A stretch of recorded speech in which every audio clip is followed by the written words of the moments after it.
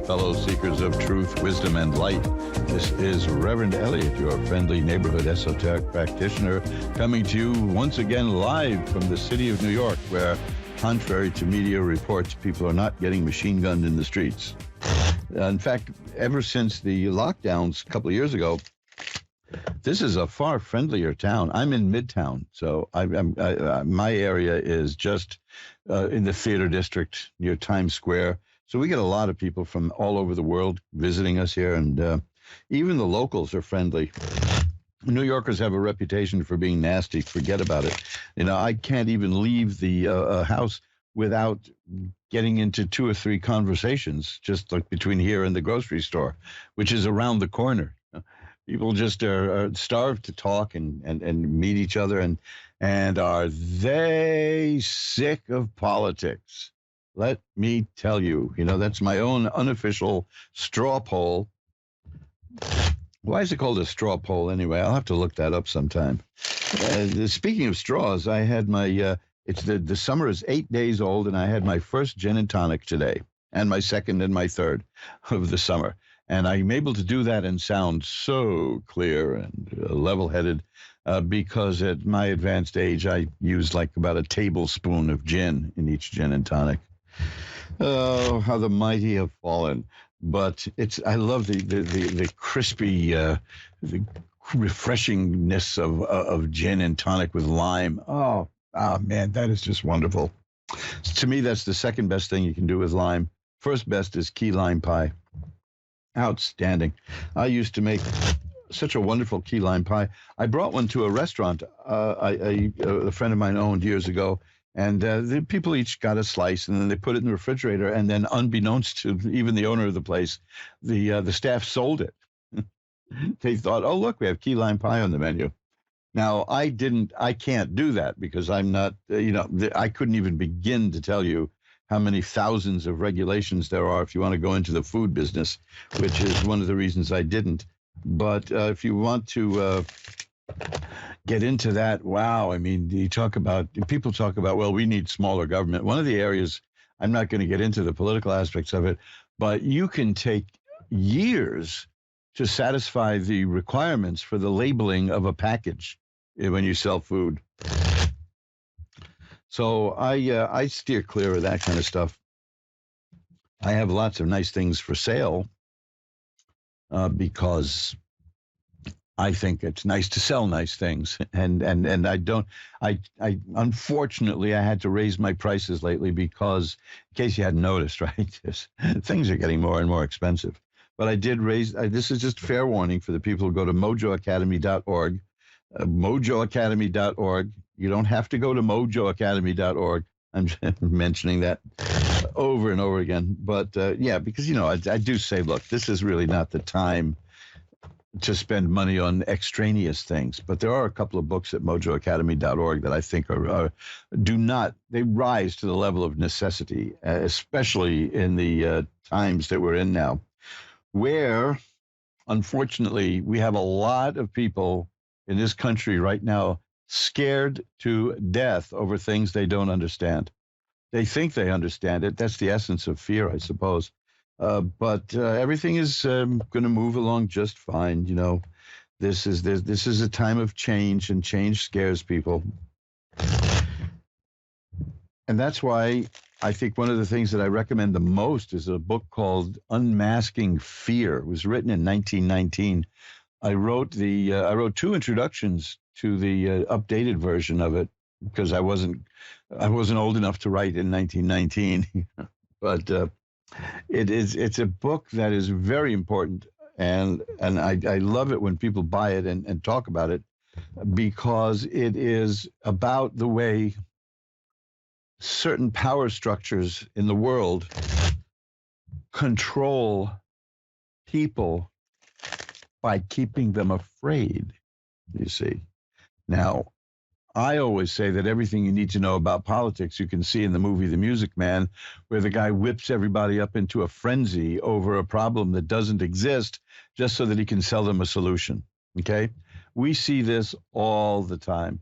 And people, I'm sorry to have to say this, but fear is addicting. Physically, fear is addicting because there's certain hormones that get released when the adrenaline goes running, and it changes the body, it changes the mind. And unfortunately, there are people who become addicted to fear, and they need a dose of fear, and they're always going to be afraid. And if you try to show them that what they're afraid of isn't really scary, they'll cut your throat. You're taking away something that's most important. There are, for some reason, people who only feel alive when they're scared. This is where we get these like vertical drop roller coasters. A good old-fashioned roller coaster isn't enough for our jaded society. But this book, Unmasking Fear, when it was written, there wasn't even radio.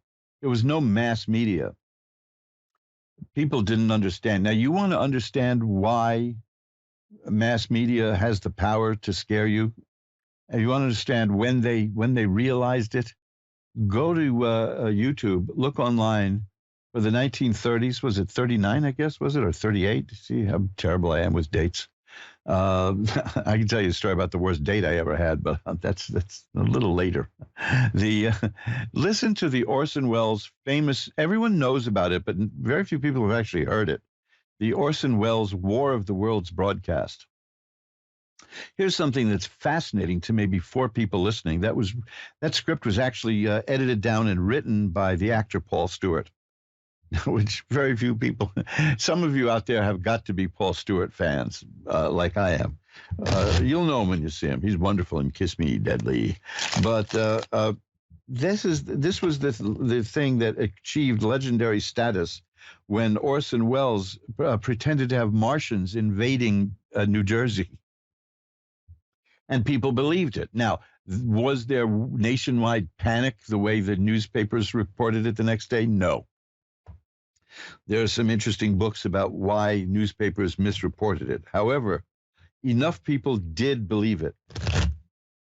Enough people did believe that something could be launched, a spaceship could be launched on Mars and land in New Jersey 8 minutes later, which on its own is ludicrous, that the powers that be at the time learned that whatever people hear from a well-modulated voice over the radio and later television will be believed by a certain percentage of the people. And that's what we have now. And you say, how can this person or that person lie? Well, because it works, and that there's just no other way around it.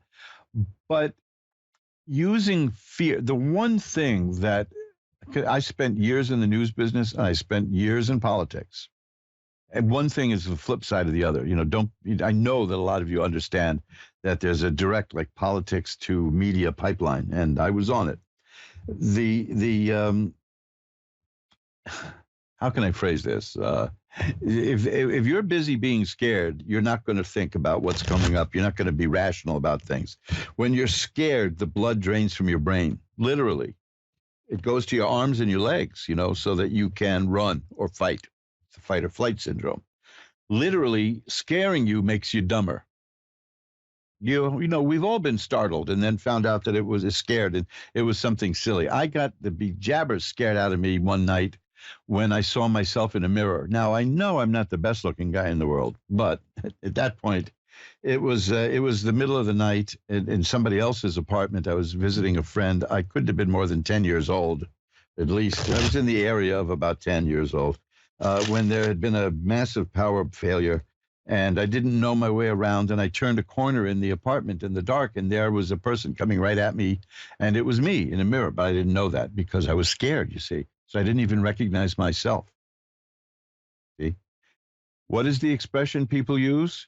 I want you to repeat this to yourself because this is behind all the attempts to scare you in media. Scared out of your wits, okay?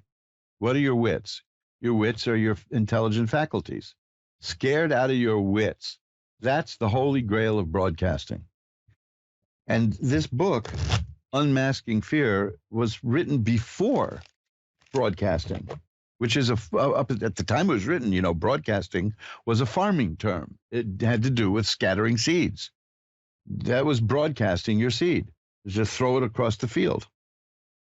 So they picked up that as a metaphor for running things on mass media, which prior to radio never existed. I mean, nobody was hunched over the Morse code machine. I think the correct word is telegraph, Eliot, and waiting for like fight results. So anyway, this is by way of my mentioning mojoacademy.org and why I like to sell ethical products. I don't sell anything that's unethical. I don't sell like a magical kit that will cure this or that problem. I do sell magical kits that can help you deal with these problems. I don't sell them very often because most of the time I dissuade people from buying them. Brilliant sales technique, right? To talk people out of the sale. But if a person doesn't need it, I don't want to sell it to them. I explain that in my book, Reverend Eliot Explains It All. See, isn't that funny how everything I bring up now is related to a product I'm pushing? And at the same time, do you see, I'm telling you, don't buy anything from me. And I mean it sincerely. Because I sell some of the pendants that I have, which have magical symbols on them, and I can. And anybody buys those and you don't know how to use it, just contact me and I'll let you know. But like I said, we're in very dangerous times right now because people are scared, and if you're under 40, which I'm trusting some of you are, you never experienced inflation like this, never. And all I'll tell you, without, this is nothing magical. This is no serious revelation. The only way you can fix and stop inflation is with recession. And recession, if it gets out of control, becomes a depression. Now, we have not heard that word depression since 1932. When the Great Depression happened. I remember a radio personality asking, what was so great about the Depression? I didn't think it was very good. Why do they call it the great? No, great means huge. This is what, in fact, originally was meant when people referred to the United States as this great land of ours. They meant that it goes from coast to coast, that it's huge, it's colossal. And, of course, these things change, because... to me, my favorite word that shifted is incredible. People think incredible means wonderful.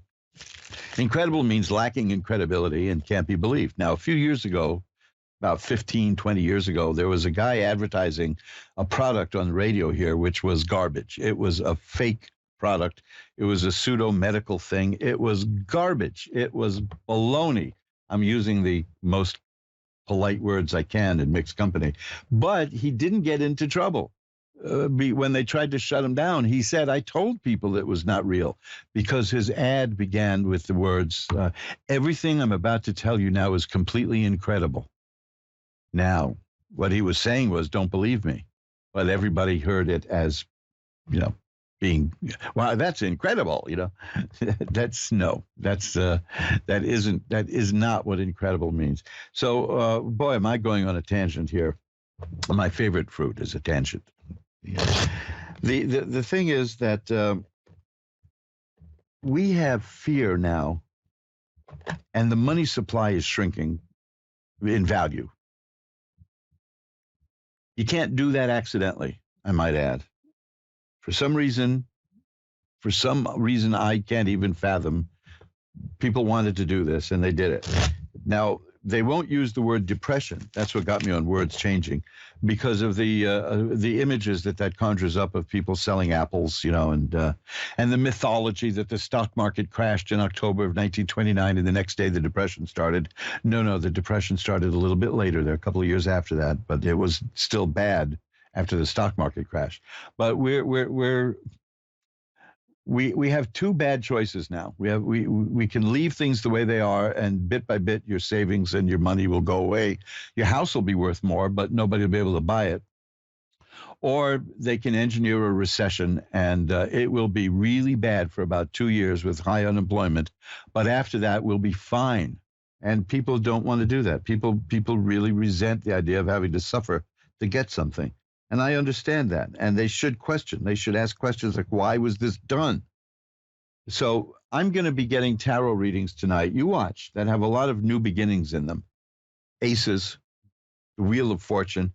I pull a card before each show to give me a sense of what's going on in the environment. And the card I got was the Wheel of Fortune, which is we're in changing times. I certainly hope, because we can't maintain what's going on now. We can't keep this up because people are suffering. and there's no need for it.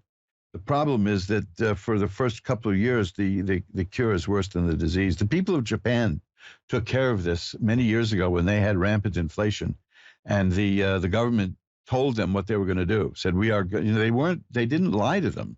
They didn't say everything is fine. Everybody knew it wasn't.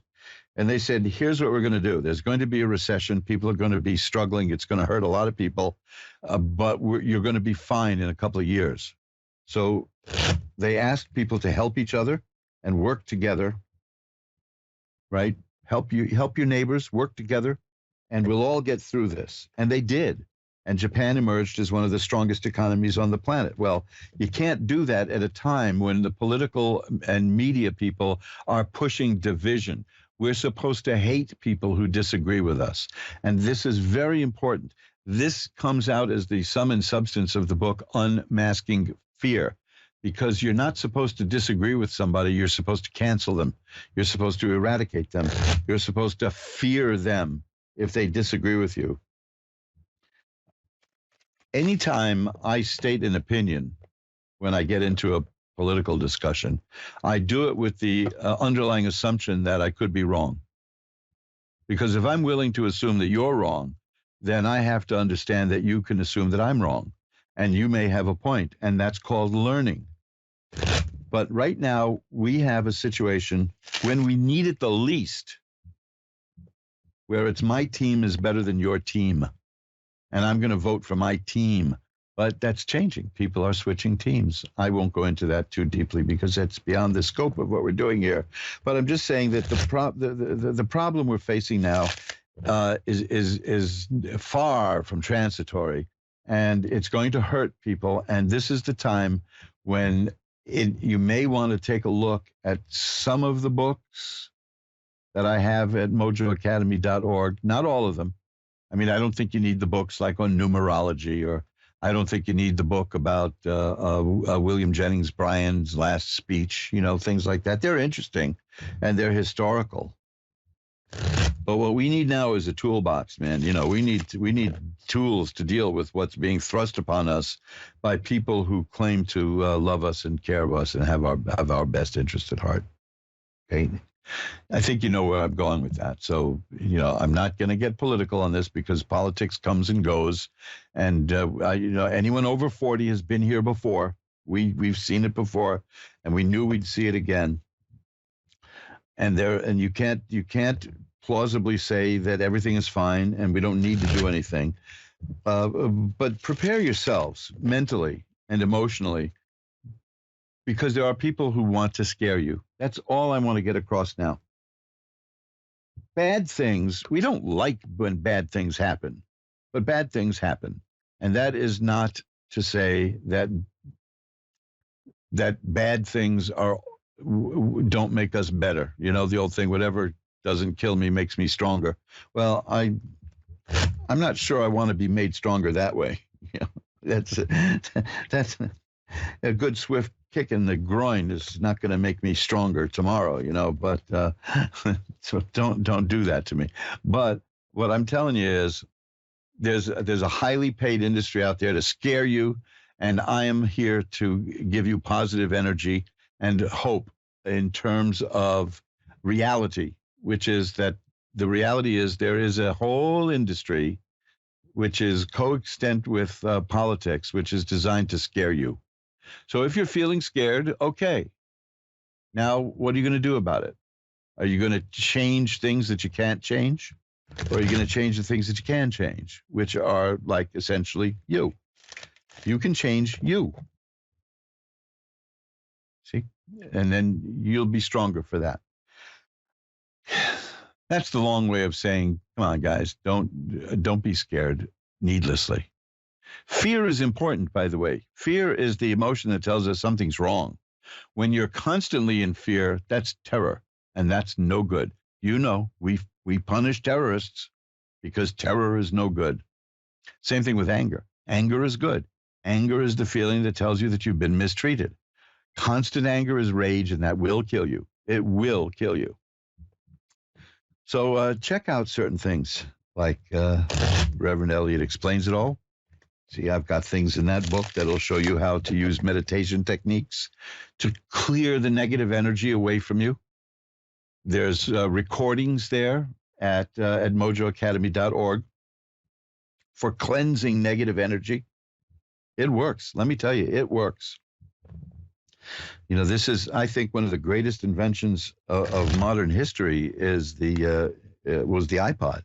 I know they're not going to be making them anymore, but there's still music players that you can use. And just put a meditation on that, pop it on your head at night, and go to sleep listening to it. And you'll be amazed at what good stuff it can do. And you can see, I even have the Three Stooges meditation disc at mojoacademy.org. And all these things are there to help. Psycholaxation. Now, that was a recording. Could you imagine? That was a record from 1955 as a guided meditation, possibly one of the first ones. You'd have to put what we would call the hi-fi right near the bed in those days. Now you can just pop earbuds on and listen to psycholaxation. These are all things that will help you. And that's why I mentioned mojoacademy.org. Like I said, in times like these, I'm torn between not wanting to do any hard pressure sales technique stuff, which I don't do anyway. But there are things there that will change your life. That was the reason that we started Mojo Brothers Publishing. There are things there that will change your life. And among them will be those things like the Three Stooges meditation. It's a Shemp meditation disc. I know it sounds silly, but it works. It's been around since the 70s and was an underground cassette, and you can get a CD of it and get that audio out and put it into your player. Psycholaxation, that has helped me beautifully. I have chakra meditations there that will clear your negative energy because, folks, negative energy is coming at you like a tidal wave right now. And they're counting on it. They're running negative energy and negative stuff on television constantly to get you to be messed up. Don't allow it. Okay, we're going to wrap this up and get to the tarot readings, which is why we're here. But I'm doing this because this environment of fear, anger, rage, deliberately foisted upon us by people who make money. They do it for money to hurt people. We got to bring an end to this. And I want you all to take responsibility for cleansing your own mind and spirit of the negative, ugly energies that highly paid people are putting there. Let me tell you something, because I've done it. I opened up by saying I had my first gin and tonic of the summer today. You don't, just please trust me on this. You do not want to sit down in a bar and have drinks with news people, because your anger level and your blood pressure will rise. They are not what you think they are. They're not Walter Cronkite sitting in a room just giving you the news. These are these are like pushers of fear. And they know it and they like it. I'll be happy to talk to any of you off the air about this if you want to. I mean, quite seriously. My email is asktarot, ASKTAROT, at earthlink.net. Anybody wants to get in touch with me about any of this, you just drop me a line. Also, if you want a free tarot mini reading, that's my gift to the Ask One Radio audience. Drop me a line there. asktarot at earthlink.net. I've been shuffling up the cards, you see. And it won't help because the cards are going to show that these are times of change and negativity. But we're going to deal with it on an individual level. There goes my throat. Hang on. There we are. The golden throat is back. I'm going to ring a bell 3 times now to declare sacred space, and we're going to get to our first reading. Draw back the curtain on the magical window for Angela in Brooklyn. Hi, Angela. You're on with Reverend Eliot. Hi, how are you? I'm doing well. How are you, fellow New Yorker? Oh, I guess I'm okay. Well, maybe we can make it better. It is tiring, you know. I mean, we keep hearing about how horrible things are in New York now, and we're here, you know. But I don't know. Mm-hmm. I mean, things have been better, but I don't think of it as horrible. I don't know. So no, I don't think of it as horrible either. I love New York. So. Yeah, you know, the people outside of New York, a lot of people, they still think that Death Wish was what New York was really like. You know, even back then, New York No. wasn't like that. Mhm. You know, so No, hey, I still love going in the city. I mean, it's coming back, and I'm really yes, happy that, you know. yeah, yeah. I mean, we have a few nuts around, but for a city of 8.5 million people, goodness, you know. Yeah. But they were always there. Yes, they were. They were. So, Angela, what can I look at for you? Well, since my husband's been gone a few years, and right Oh, now financially I'm kind of struggling, but I have my house, and I have an apartment that I was renting, a co-op, and I'm in mhm. the process of selling it, but it's been a lot of problems with the real estate. It's been a disaster, and I just hope it's going to end soon without me going, you know, with making a little bit of a profit. But I'm having a very hard time, and you know, trusting the real estate guy, and I just Yeah. I hope it ends soon because financially I need it to end. Yeah, well, I tell you that while you started talking, before you told me what you was on your mind, the first card I got was the King of Coins, which is about money, which is about mastering money and dealing with money. So I could see that that was the issue. There's also Mhm. sadness involved. I guess that relates to the loss of your husband because I have the Nine of Swords here. So there's still a lot of sadness going on in around that, and there always will be, I'm sure. And then Now I have this. family issues. You know, family makes me crazy and stuff. Oh But well, that hey, that's I'm gonna that's I'm kind gonna of normal. I know. I actually fired my family long ago. You know, so I did. I said right out. You know, so genetics doesn't give you a special privilege to abuse me, folks. So Yeah, well, they do that, anyway. yeah, I know. Well, let me tell you, there's changes coming in your. That's the Wheel of Fortune.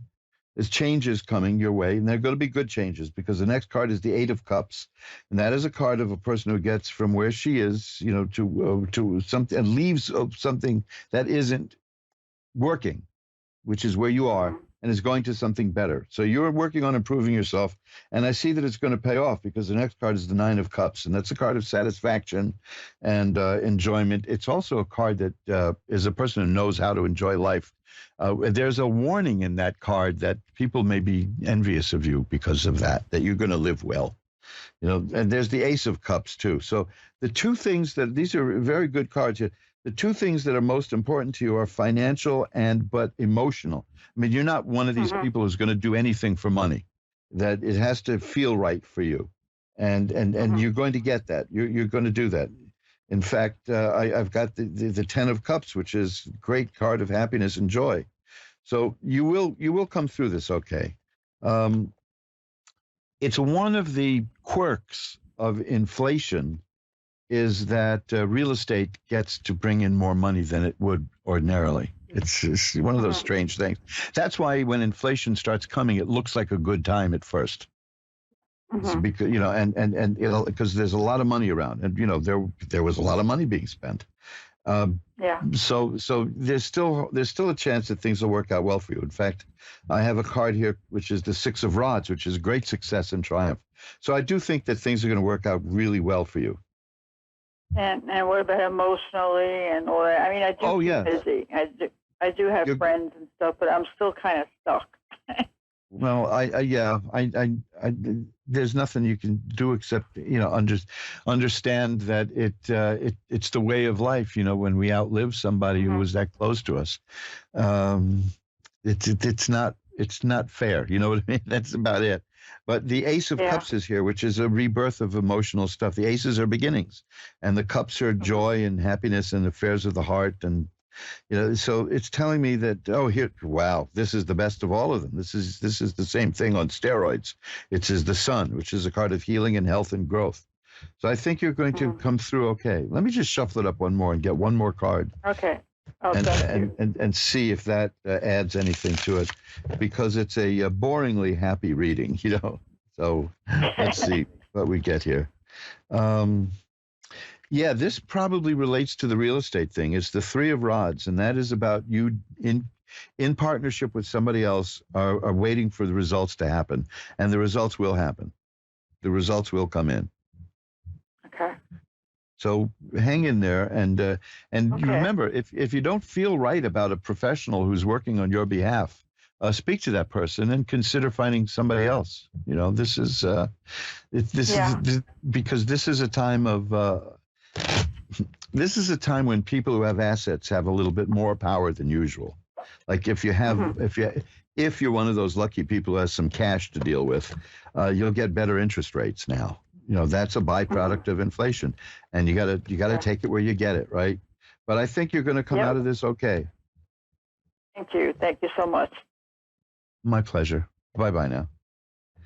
And let's shuffle up the cards again. You're listening to Reverend Eliot's Magical Window on the Ask One Radio Network, where we get together every Wednesday at 11 Eastern, 10 Central, 9 Mountain, and 8 Pacific to look through the magical window of the tarot, which we're going to do right now for Donna in Del City, Oklahoma. Hi, Donna. You're on with Reverend Eliot. Hi, how are you? I'm doing well. How are you tonight? I'm doing good. Well, let's see what we can do to make that better. What can I look at for you? Oh, my goodness. Everything helps. Look at it. Was there anything in particular you want to look at? Maybe just, well, no, not really. Well, let me ask you this. Uh, Let me ask you this question. I have a card here that is a card of somebody who feels stuck and is not moving and not going anywhere. Is that what you're feeling? Oh, yes, sir. Okay. I said it tonight. Yes, I did. That's the Eight of Swords. Yeah, it seems like it's just a circle. Yeah.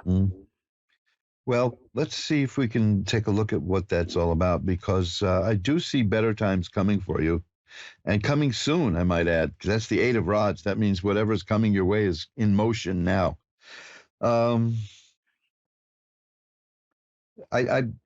This is vague, but it says, because I'm looking at the bigger picture, did something happened that made you sad recently? Oh, gosh, yes. Okay, well, yeah. because I've got, yeah.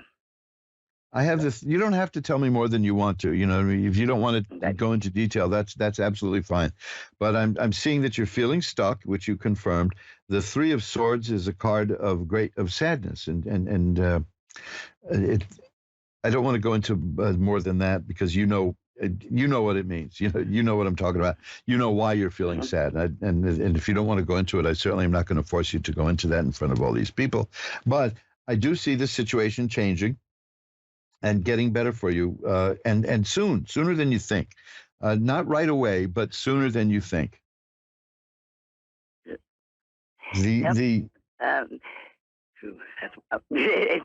blowing my mind, because everything you're hitting right on the head. Right on the head. Yes. Is there a legal matter in your life right now? Yes, but I can't get anywhere with it. I had a daughter that was in an accident and killed, and I don't know. I wasn't told what happened. I was told she was in an accident, didn't survive, but she was hit by a train, and I never identified the body. I don't know. I don't know. It's weird. Because I've got cards that indicate both a legal issue and sadness. So now what I was going to ask you about the sad part, but you just told us. So yeah, these are all the things. The cards are showing me exactly what's on your mind, and the cards are showing me exactly what the issues are.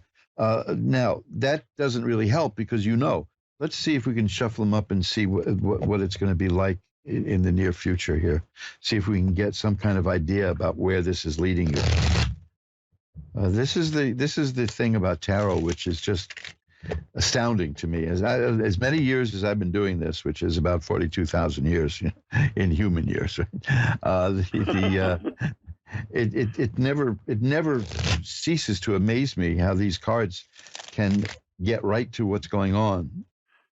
Okay, now again, I shuffled up the cards. You heard them, but I've got still the Nine of Swords, which is the card of great sadness, and the Judgment card. That's why I asked about the law. These cards came back. And then I have another one for you, which is about the judgment card is about getting what you deserve. It's getting what belongs to you. It's getting what you merit. And the temperance card is here. The temperance card is telling me, because we're looking at the future here, that your life balance will be restored in your life. It is unbalanced now, and it should be, because bad things happened, and they throw us off balance. So there's no shame in that. But the two cards I'm seeing for your future are the temperance card, which means that balance will be restored, and the 10 of swords, which means that the worst is over, and you're still here, and you're going to get up and keep going. And just to be sure, I got the justice card. That means there's definitely going to be some action in terms of the legal stuff that you're pursuing. Okay? Wow. Okay. So right now you're in the thick of it, and it's upsetting. As somebody who just concluded a couple of years of legal action myself, that I know how that weighs on the mind. But I'm seeing that the judgment and justice cards are pretty damn good indication that you're going to get justice here in this case. So hang in there, okay? Oh, yeah. I'm going to light a candle for you after the show to send positive energy your way. How's that? That's great. Okay, thanks for calling. Thank you. Bye-bye now. And let's shuffle them up again. See, it's amazing to me how tarot goes right to the heart of what's going on. Now, if it doesn't, if because every time I ask the question, like, did you have a loss recently? I'm making an inference from the cards that I pull, but I'm always prepared for it to be wrong. It rarely is wrong.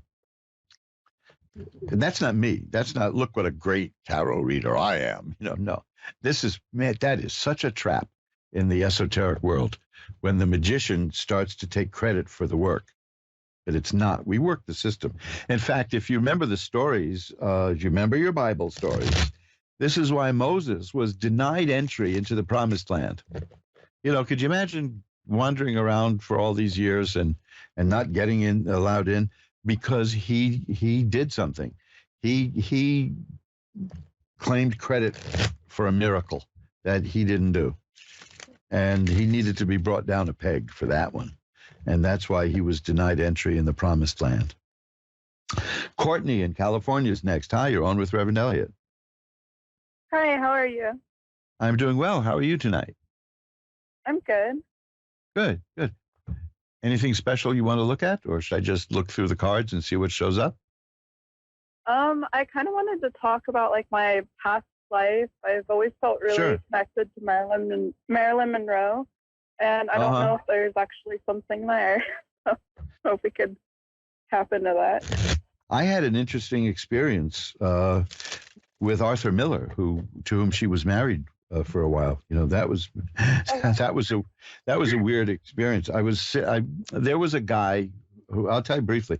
There was a guy who was famous in the 1960s who, by the 1990s, he had a lot of weird ideas, but he was a fascinating guy. He made a lot of things happen, and I introduced him to a literary agent, and we were sitting in a restaurant having lunch, and he used to get up and walk out of the restaurant every few minutes because next door was an off-track betting parlor, which we used to have in New York. Only New York City could run a bookie joint and blow it and ruin it. So they had to be shut down. But he was a little bit of an overpowering personality, this man, and he could inflate his ego a bit. And one of the times he left the restaurant to go to check on his bets, the agent turned to me and says, "Who does he think he is, Arthur Miller?" And guess who walked into the restaurant the moment she said that? It was Arthur Miller. Oh my gosh. Which is this kind of stuff that happened around this guy all the time. So, hey, what can I tell you? This is, if you feel a connection, it can be real. Now, what I can do is look at some stuff for you. I'm also a medium, excellent. and so there's so many things that we just connect. Like the same cat that she had, the same dog that she had, the same color hair, same color eyes, same height, same weight, same body shape. I mean, it's just down to everything. It's just insane. I was adopted. I was passed through homes myself. I had 3 loves in my life. I'm very young. I could say 24, but I feel like I've lived 1,000 lifetimes. I just, being a medium, I've never been able to read myself unless I'm talking to someone else. There's an image in Buddhism about lifetimes. Like how many lifetimes how long do we have to do this? And the image is this. Picture a huge mountain like the size of Mount Everest, right? Yeah. And a bird flies by Mount Everest with a piece of silk in its beak. And the piece of silk brushes against the top of Mount Everest. And that bird flies by once a year. The amount of time we need is the amount of time it takes that bird with the silk to wear the mountain down. Oh, wow. Yeah. So, you know, it's in Hinduism, of course, you know, they deal in hundreds of thousands of year installments, kalpas and things like that. So, yeah, you know, have you done anything like Akashic record meditations? I've done multiple meditations with worldwide known psychics multiple times. Worked with them a few times, though I have ended up in like a psych ward just from getting overloaded from, you know, being really spiritual and my mediumship and psychicism coming out. But I got more of a grip on it. My last time that I was at the hospital was last October. I got out, so. And it was only for a month. It was a really long time. That was probably the longest, but I hope everything is okay. Yeah. I hope everything's okay. Yeah. A month in the hospital is a nightmare, you know. Let's face it. Yeah, no, it is definitely. So you seem pretty clear about what you want. Now, let me just preface this also just quickly by saying, I understand where you're coming from, because I have even from childhood, have very clear images of a previous existence of my own. Yes, and I have those too. When I've done past life regressions, I've seen images of, and this will freak some people out on the air listening, but I've had, you know, where I've seen specifically 2 to 3 men in suits around me and walking outside of my house to the side of my trellis. And then it just gets black from there. And I've always been afraid of suffocating for some reason. And I do not like taking medicine. You know, they tried to get me on schizophrenic medications and what they did to Marilyn, basically. And I've had just some really crazy experiences happen where I should not be here today. And somehow I am. Well, you're here, you know, and you're aware. Yeah. That's a good sign. You know,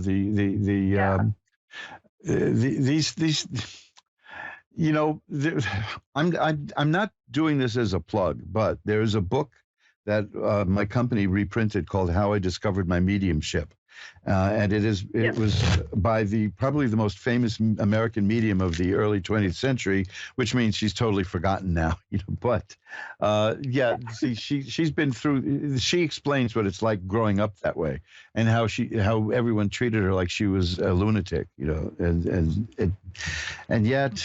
She gained an astonishing reputation as a very clear medical medium, in fact.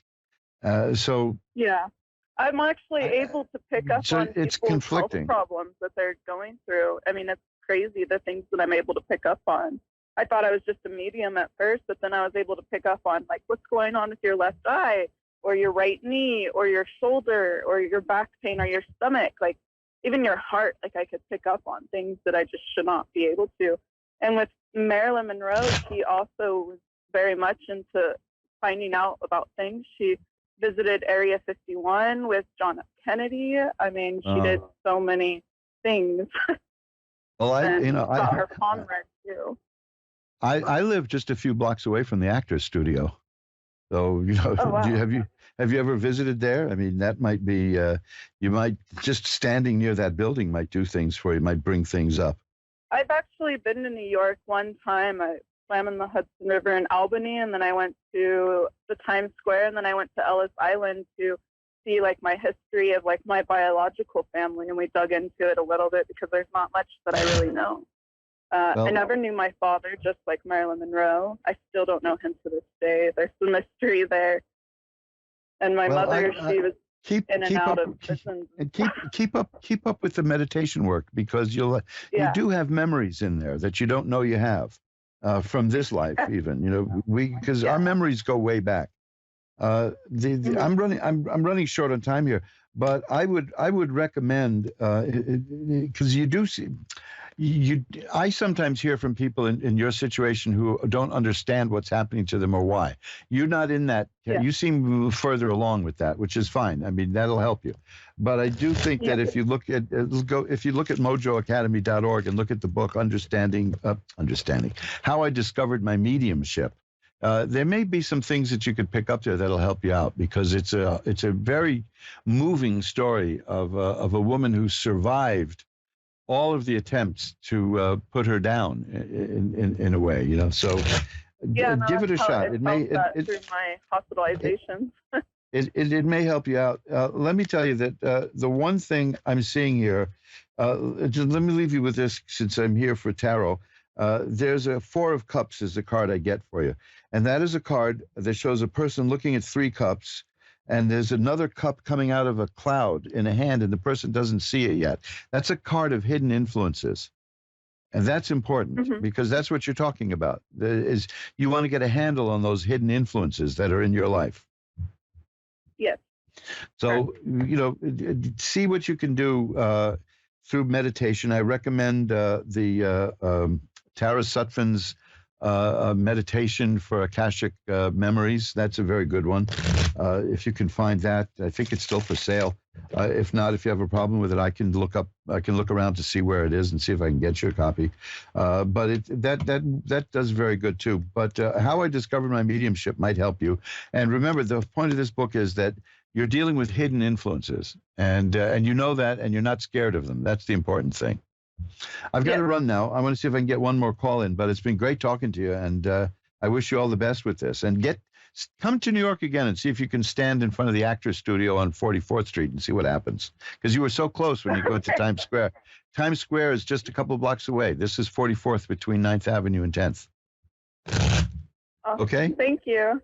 My pleasure. Bye-bye now. And let's see if we can get one more call in. We have a few minutes, and that would be Carrie in South Dakota. Hi, Carrie. You're on with Reverend Eliot. Hello.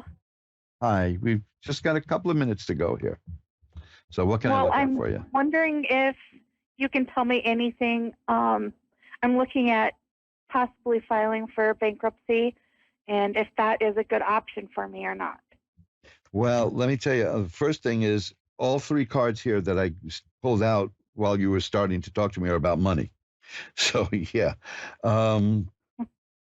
The Ten of Cups is the final card, which is a card of happiness and success and joy.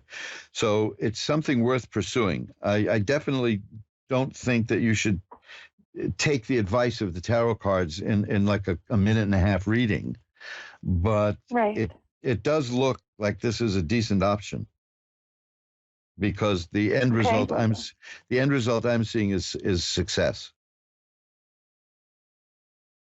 Okay. Thank you so much. There's a success and emotional well-being. So that, it's the best thing I could do is the question would be, and this is the really best for tarot, is if you go for the bankruptcy route, how will that work out? And this looks like it'll work out good. But please stay consulting professionals and see what you can do. Okay. Right. Because, financially, these are weird times. I'm expecting gold to start losing value. That's how weird it is. So, don't take your advice from some cards, no matter how wonderful they are. That I don't think that will help you, but you're gonna come out okay. All right. Thank you. Okay. Bye-bye now. And that's it. We've come to the end of another session of Reverend Eliot's Magical Window, where we get to look around the space-time continuum and see what's coming. You see, I told you there's going to be a lot of stuff about money and changes and things happening that are just strange, man. Because these are strange times. Like I said, when you get into inflation, it presents opportunities. All bad situations present good opportunities, but it's difficult. You got to be prepared for them, and very few people are. Like even a stock market crash. If you're young enough and you have the cash, that's a good time to start buying certain stocks. But no, this is, we're looking at more lofty things here, which is the spiritual survival. So this is why I mentioned early on, why I mentioned the book Unmasking Fear. I think that's going to be a great help to anybody who's listening, is Unmasking Fear, because right now there's changes coming. That alone in itself is scary. And there are people whose sole job, they get paid hundreds of thousands, if not millions of dollars. Their sole job is to amplify that fear, is to make you more scared. And of course, they'll sell you a solution, you know. Or they'll do it just to keep you watching their programs. So, because, I'm so scared. What's going on? What's going on? I'm not saying keep yourself uninformed, but just take it with a grain of salt, because they've been wrong before, as you know. Almost everything they told us about the wonderful little disease that's been going around, almost everything they told us, things that they threw you off social media for saying, are now considered true. So you see, just realize that the people who are holding themselves up as experts oftentimes don't know any more about this than you do. As Will Rogers said during one of his radio shows in 1935, during the depths of the Depression, I don't know any more about this than an economist does. Now, didn't the economists tell us that in December that if inflation would be gone? Remember that? That by December last year, inflation would be gone? Now it's worse than ever. But don't let it scare you. Trust me. These are things that you're going to have to learn to deal with, rather than let them terrify the hell out of you, because then you're going to not function and they're going to steal your life. It's bad enough they're hurting our money, but no, don't let them take your life. Well, that's it. I'll see you again next week at the same time here on the Ask One Radio Network. And remember, time flies. It's up to you to be the navigator. Bye-bye now.